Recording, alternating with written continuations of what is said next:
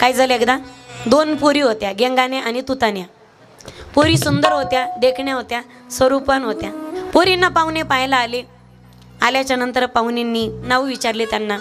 नाव काय, बापाचं नाव काय, आडनाव काय, मामेकुळ कोणतं, शिक्षण किती, आवड काय आहे, हे असंच विचारतात ना.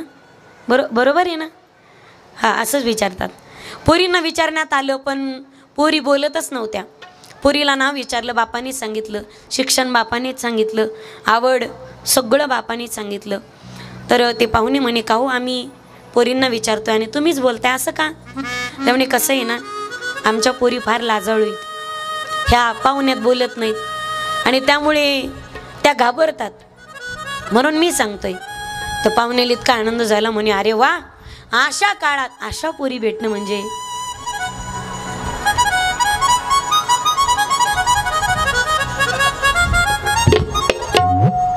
अशा काळात अशा पोरी भेटणं म्हणजे किती भाग्य असेल आपलं.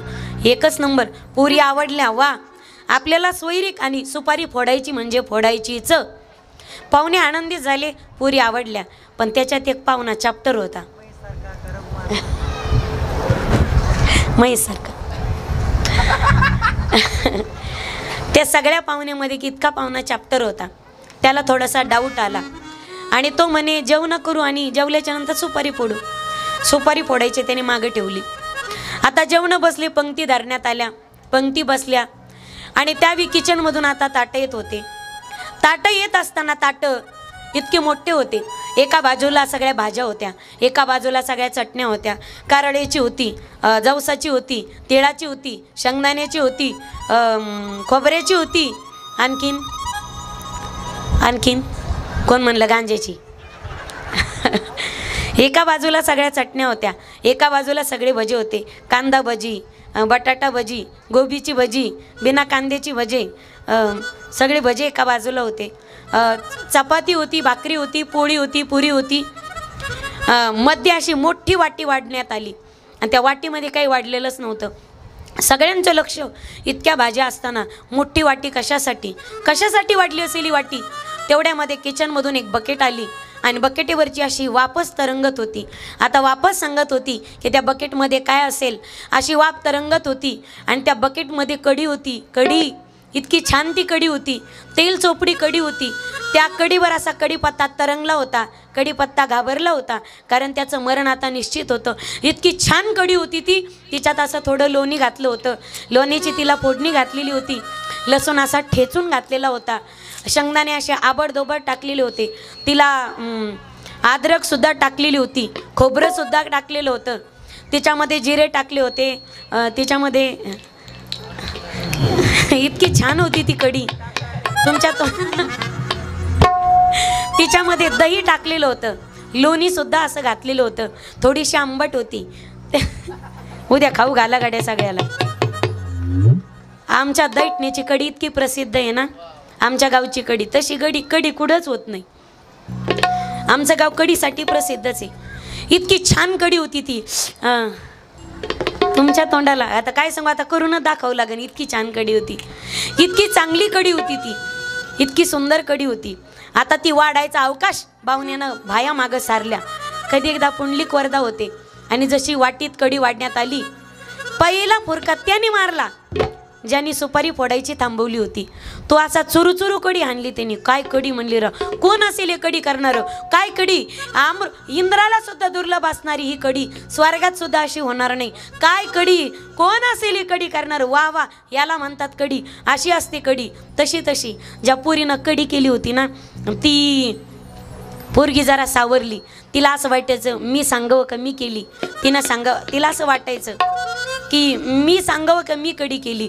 आणि शेवटी त्या पोरीच्या तोंडाचा आवर सुटला. तिला लक्षातच नाही बापाचा धाक आहे आपल्याला, कोण असेल कढी करणार, कोणी केली कढी. तेवढ्यामध्ये ती पोरगी म्हणली, पाहुणे बा, ओ पाहुणे बा, तली म्या तेली, तली तली तली तली म्या तेली, तली म्या तेली, तली म्या तेली, तली म्या तेली, तली तली तली. तेवढ्यामध्ये दुसरी घेंगाने आली. ती म्हणे, पाहुणे बा, ओ पाहुणे बा, तली तिया केली पण तिया म्या त्याला. पाहुणे जे ताटावरचे पळाले, हात धुवायला सरकारी नळाला. प्रभु रामचंद्र भगवान की. जसं स्तुतीमुळे दोन्ही पोरींचे लग्न मोडले. दशरथ महाराजांची सगळी अयोध्या स्तुती करते. दशरथांची सगळे स्तुती करतात आणि त्या स्तुतीला दशरथ महाराज हुरळून गेले आणि दशरथांना आरशात बघण्याची इच्छा झाली. आणि आरशात बघितल्याच्या नंतर दशरथ महाराजांना एक गोष्ट कळाली. त्यांनी निरीक्षण केलं त्यावेळी त्यांच्या कानाजवळचा एक केस त्यांना पिकलेला दिसला. माणसाने वेळोवेळी आरशात पाहिलं पाहिजे. दशरथ महाराजांचा मुकुट कललेला होता आणि कानाच्या जवळचा एक केस पिकलेला होता. श्रवण समीप भय सित केसा, श्रवण समीप भय सित केसा,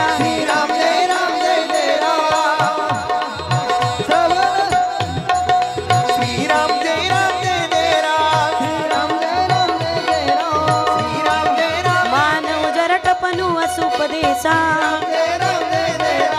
उपजुबराजु राम कहु देहु, जीवन जन्म लाहु किन लेहु. जय सिया राम बोलो, जय सिया राम, जय सिया राम बोलो, सिया राम, राम सिया राम, सिया राम रे राम, राम सिया राम रे राम. दशरथजींना कानाजवळचा एक केस पिकलेला दिसतो आणि दशरथजी त्याच वेळी निर्णय घेतात, मुकुट काढला. आता तुम्ही म्हणताल काय ना, शास्त्र सांगते प्रथमे नार्जितम विद्या, द्वितीय नार्जितम धनम, तृतीय नार्जितम पुण्यम, चतुर्थे किम करिष्यती. 50 वर्षापर्यंत उपभोग घ्यायचा आहे आणि आपल्या वयाला, बरोबर आहे देव बाप्पा, वयाच्या आकड्याला वन हा आकडा लागला का एका माणसाने वनाचा रस्ता धरायचा असतो. 51 होतो तरी काय 51 निघत नाही. पर म्हणतात 52 तरी बा संसारामध्ये यवनच असतो. ज्यावेळी माणसाला कळेल आता पोरं शहाणी सुरती झालेत, बापाच्या पायाची चप्पल पोराला येऊ लागली की बापाने आपल्या हातातला व्यवहार पोराच्या हातात द्यायचोय आणि पोरासोबत बापासारखं नाही तर मित्रासारखं वागायचं असतं. ज्यावेळी पोरगा बरोबरीचा होतो, काही बा तुम्ही काहीचे गंगेत गौऱ्या गेल्यात तरी संसार सुटले नाही. तर बाबा अहो चला ना मंदिराकडं, म्हणे ताई पोरा सोरायचं बनत नाही, कामात गुंतत येत आणि खड्यावर राखण कुणी नाही ना. खड्यावर अजून काय इच्छा, अजून 5 एकर जमीन घ्यायची, येहीर खांदायची आणि 5 एकर अख्खा ऊस करायचा. त्या म्हाताऱ्याचं मुंडकं जरी बाऱ्यात अडकिलं तरी संसार पूर्ण होत नसतो. कोणाचा कोणाचा पूर्ण झालाय प्रपंच, कोणाचा पूर्ण झाला, किती केला तरी करावाच वाटतो माईबाप. अरे 13व्याच्या मिठाईची ऑर्डर दिली नातवांनी तरी कुठपर्यंत करताय तुम्ही. मुकुट कल्ला, आता तुम्ही म्हणताल मुकुट कल्ला हे कसं पाहायचं. पूर्वीचे दशरथ पगडी बांधायचे, पगडी बांधायचे, त्याच्यानंतर फेटा बांधू लागले, त्याच्यानंतर टोप्या घालू लागले. आता डोकंच नाही तर टोप्या घालायचा संबंधच नाही आता. मग आता मुकुट कल्ला कसं समजावं. ज्यावेळी पोरं सुना उलटून बोलू लागले ना त्यावेळी त्यांनी हिसकून घ्यायच्या आधी आपणच त्यांना देऊन टाकायचं, आपणच देऊन टाकायचं. कानाच्या जवळचा केस पिकलेला दिसला, आता अख्खं वावर पांढरं होतं. तरी माणसाची संकल्पना होत नाही पोरांच्या हाती आता राज्य देव म्हणून. लोक म्हणतात राम राज्य यायला पाहिजे. अरे दशरथ बाजूला व्हायला पाहिजे. दशरथ नाव घेत नाही बाजूला व्हायचं. राम राज्य येईलच कसं. कानाजवळचा केस पिकलेला दिसला आणि त्याच वेळी निर्णय घेतला की मला माझं राज्य आता रामाच्या हाती दिलं पाहिजे, राम राजा झाला पाहिजे. पण त्यावेळी राजा होण्यासाठी 3 मतं गरजेचे होते, वेदमत, साधुमत आणि जनमत.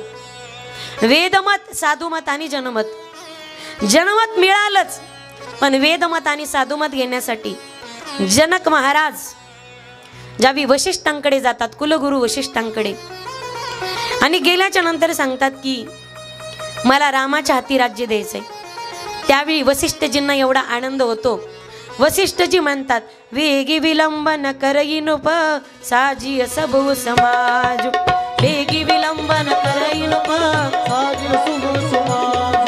सुदिन सुमंगल तब ही जब राम होय जुबराज सियावर रामचंद्र की जय पवन सुत हनुमान की जय उमापति महादेव की जय बोले भाई सब संतन की जय।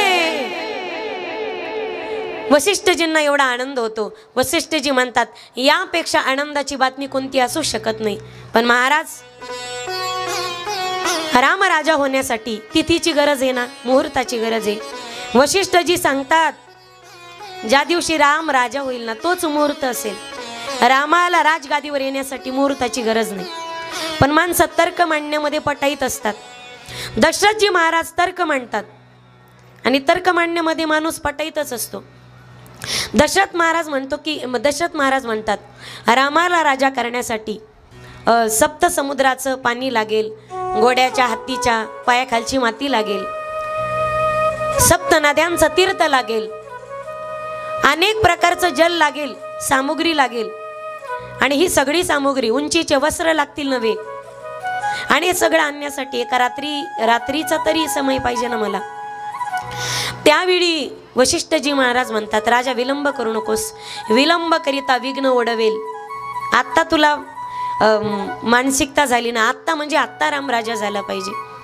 अरे त्यागाला मुहूर्ताची गरज आहे का? राज्य सोडायला कुठं मुहूर्ताची गरज लागते? नाम घ्यायला काय मुहूर्ताची गरज असते का? तुम्ही घ्याल तो वेळ मंगलमय झाल्याशिवाय राहणार नाही. सकळ मंगळ निधे श्री विठ्ठलाचे नाम आधी. त्यागासाठी मुहूर्ताची गरज लागत नाही. राजा विलंब करिता विघ्न उडवेल. राजे एका रात्रीचा विलंब करतात आणि एका रात्रीचा विलंबच रामप्रभूला वनवासात पाठवण्याचं कसं कारण होतंय?